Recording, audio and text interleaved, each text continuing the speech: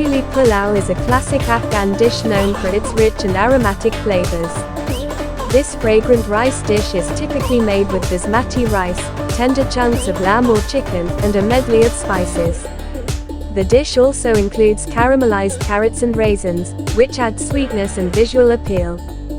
To prepare Kabuli Pulao, the rice is first parboiled and then layered with the meat and carrot mixture. A blend of spices like cardamom, cinnamon, and cloves is sprinkled over the layers, infusing the dish with a warm, earthy aroma.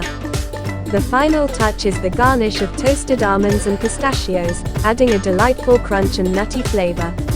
Served on special occasions and celebrations, Kabuli Pulao is a symbol of Afghan hospitality and culinary tradition.